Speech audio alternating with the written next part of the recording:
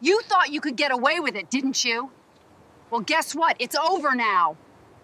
They know everything. She told my wife to get off our property, threatened to have her arrested, called 911, was shaking hands, and my wife just smiled, because she had no idea who she was messing with. This is Margaret, our HOA president. She got in my wife's face and screamed, "I don't care who you think you are. You are going to jail." My wife did not move, did not even blink. She just said 2 words, "Make the call." What? Margaret did not know is that my wife runs every single police officer in this state. She is the state. Police commissioner, 20 minutes. Later, 3 cop cars showed up. They were not there for my wife. Welcome to HOA tapes. Every story here is real. Every fine. Every threat. Every person who thought their little HOA badge gave them real power. They always find out the hard way. This story started it all for this channel. Stay until the end, because what happened 3 months later still gets me. You need to understand what this house meant to us. 7 years of saving. 7 years of saying no to vacations and new cars and nice things. Just grinding and waiting. The day we got the keys, Sarah sat in the car and cried. Happy tears. The kind you only get when something you have wanted for a long time finally becomes yours. White house. Big front porch. Oak trees lining the street. It looked exactly like the neighborhood you dream about as a kid. Except nobody told us about Margaret. Margaret Caldwell had lived on this street for 22 years. She had been HOA president for 11 of them. In that time, she had turned a normal, friendly neighborhood into something that felt more like a prison with grass. She had a binder, not a normal binder. A thick 3-ring color-coded monster that she carried everywhere like a weapon. Because for Margaret it was one. She had memorized every single rule in it, and she had a patrol route. Every morning at 7:15 she walked the block looking for violations. Mailbox the wrong color. Fine, garden hose. On the lawn? Fine. Christmas lights up 2 days late. Double fine. Our neighbor Tom told me over the fence one day that she'd fined a guy $300 because his trash cans were 2 inches past the property line, she measured. With an actual tape measure, Linda down the block told me just smile and go along with it. The people who push back are the ones who suffer. Even Dale, the HOA legal consultant. A guy in a polo shirt who looked like he had failed the bar exam and was still confused about why, would give new neighbors this look, this tired, sorry look. That said, you have no idea what you just moved into. The neighborhood was not a community, it was a kingdom. Margaret was the queen. What she did not know is that my wife, Sarah, had spent 20 years in law enforcement. She had worked every rank. She did not raise her voice at people. She did not need to. She just got very still. The kind of still that makes experienced cops uncomfortable in an interrogation. Margaret was about to find out what that felt like. First Saturday in June. Perfect morning. Blue sky. I was grilling in the backyard. Sarah was unloading mulch bags from her SUV out front. The car was 2 feet onto the grass, so she could pull the bags out without blocking the sidewalk at 10:47. Someone started pounding on our door, not knocking, pounding. I came around front and there she was. Margaret in a full pantsuit. On a Saturday morning, in June, hair completely rigid. Binder in both arms. She pointed past me at Sarah. Your wife is in violation of Section 9, Paragraph 4. Vehicle on the lawn. $200 fine. She has 10 minutes to move it, or I call a tow truck. I told her Sarah was unloading supplies and would move it in 2 minutes. The rule does not say unless you are unloading. It says no vehicles on the grass, period. I told Sarah. She moved the car. 3 minutes total. We thought that was it. 2 days later, a letter arrived. $200 fine, $50 processing fee, $250 due in 30 days. I called Margaret. We moved the car in under 3 minutes. Doesn't matter. Violation was documented. I sat there with the phone in my hand and then opened my laptop and started to document every call, every fine, every letter, exact dates, and exact words. I have worked in enough systems to know that when someone wants to play documentation games, The person who keeps better records wins. Margaret wanted documentation. She had no idea what was. Coming now. I know what you were thinking. Just pay the $250 and move on. Hold that thought. In about 10 minutes, you are going to see exactly why paying that fine without fighting back would have been the worst thing we could have done. The next weekend, Sarah decided to fix up the front walkway. She went to the nursery and came back with roses, tulips, lavender, and a few ornamental grasses. Spent all Saturday morning planting. It looked incredible. It's the kind of yard that makes people slow their cars down to look. Sunday morning, I was making coffee. I heard Sarah say something from the front door that I will not repeat here. There was a neon orange sticker plastered on our mailbox. The size of a piece of paper. It's the color of a traffic cone. Unapproved landscaping. Violation of Section 12.3. Remove within 48 hours or face fines up to $500 per day. Sarah peeled it off slowly and set it on the kitchen table. We cannot plant flowers. I pulled out the bylaws and found Section 12. Any change to front yard appearance needs written board approval first. Fine. We play the game. I filled out the form that morning, attached photos of our flowers, also attached photos of the neighbor 2 doors down whose yard was an army of garden gnomes. And the neighbor 3 houses over, with the pink plastic flamingo collection, submitted everything. Margaret denied it in 47 minutes. I checked the temp. 47 minutes. Her reason, the colors do not match community standards, and are hurting property values on the street. Are roses hurting property values on the street with the gnome army? I read that email 3 times then. I went back into the founding documents, because something felt off about that approval clause. The one that gave Margaret personal veto power over every front yard on the block. The language was different from the rest of the bylaws. The formatting did not match. I requested the original HOA documents, full history, every meeting minute. Going back to the start, found it on page 47. Margaret had added that clause herself. At a meeting held on a Tuesday in January at 6:30 in the morning, 14 degrees outside. 4 people showed up. She used a 4-person 6:30 a.m. January meeting to quietly rewrite the rules and give herself control over every yard on the street.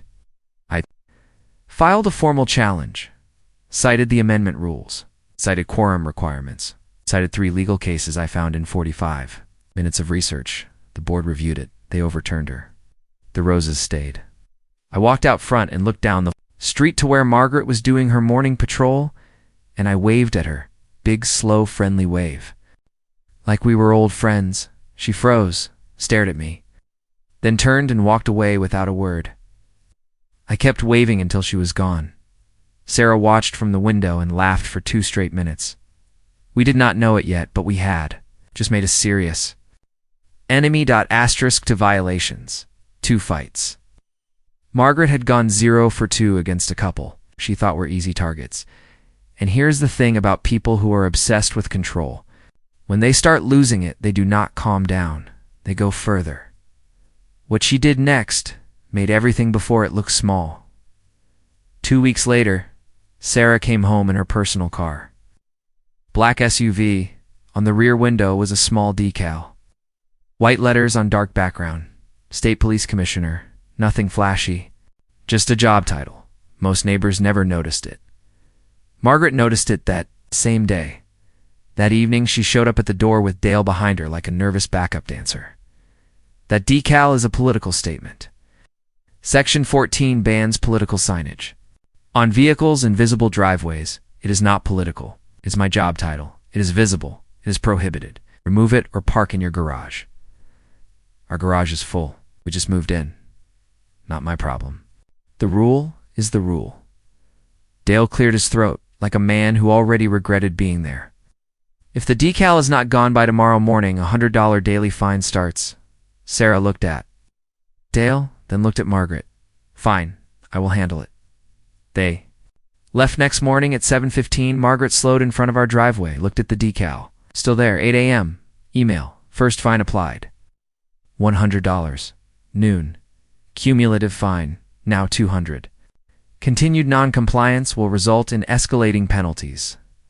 Then Margaret decided emails were not enough and walked over herself. Sarah was watering her roses. I warned you no. Hello. Just full volume from across the lawn. That decal is still there. You are racking up fines every day.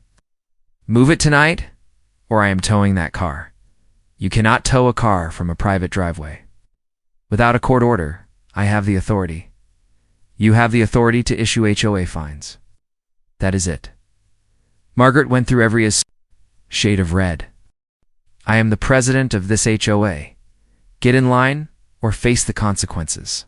Margaret, do not Margaret. Margar. It's Sarah's voice dropped. Not louder, quieter. This is my property. You are standing on it screaming at me. Then leave. Get off this property. Or I am calling the police.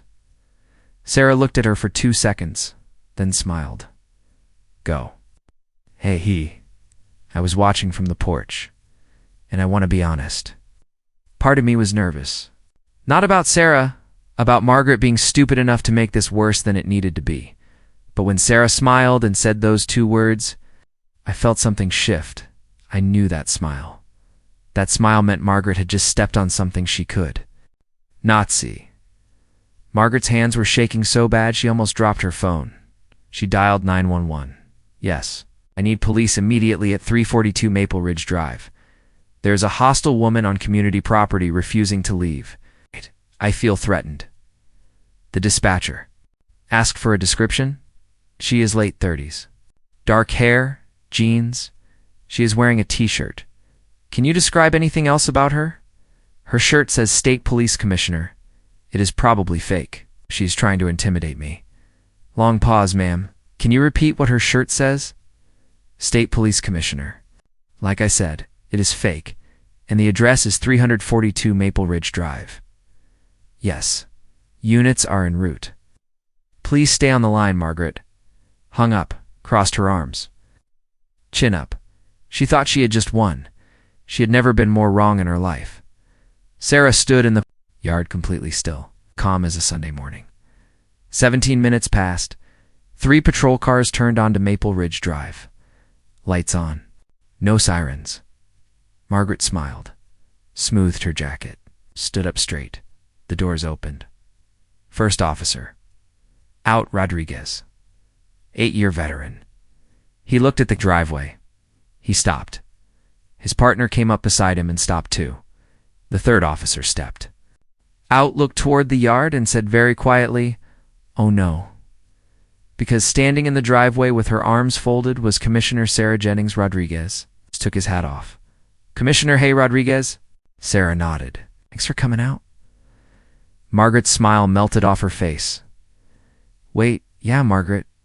Sarah turned to face her. "I am actually the State Police Commissioner. I oversee every division, every precinct, every officer in this state, including the 3 standing in front of you right now."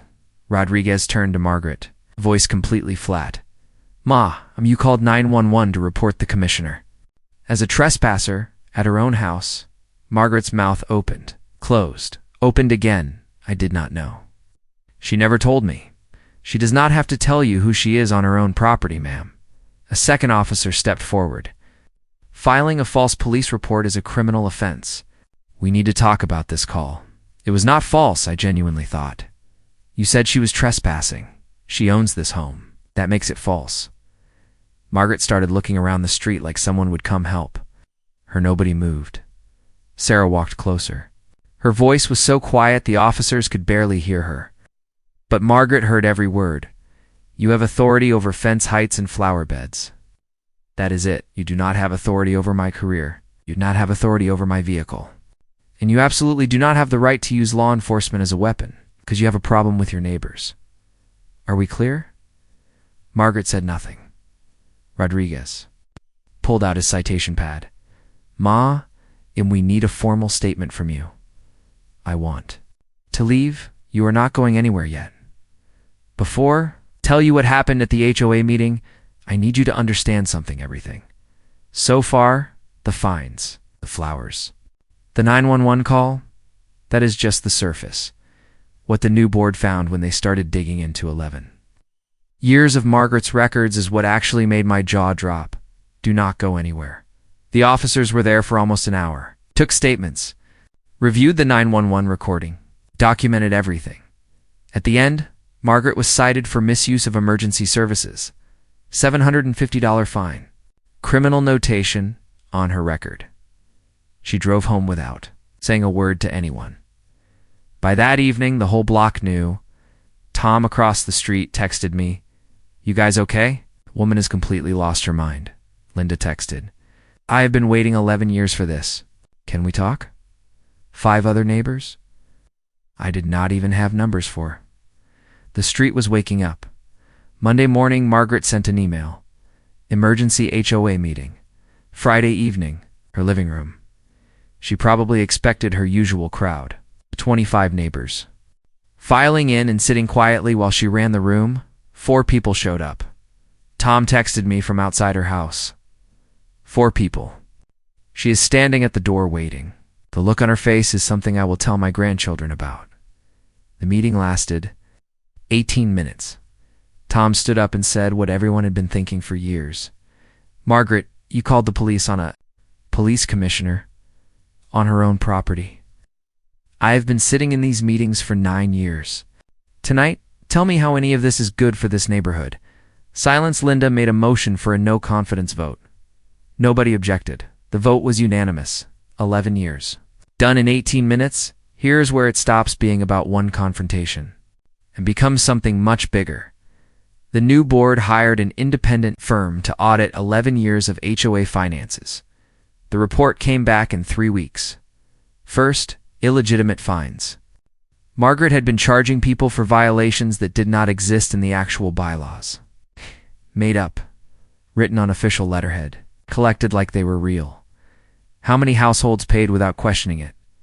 41. 41 families paid. Fake fines over 8 years. Second, the money. The auditors tracked every dollar collected and cross-referenced it against HOA. Bank records. There was a gap, not a small one. Thousands of dollars over multiple years going somewhere that was not. The HOA account. The board sent it to the county. The county opened an investigation.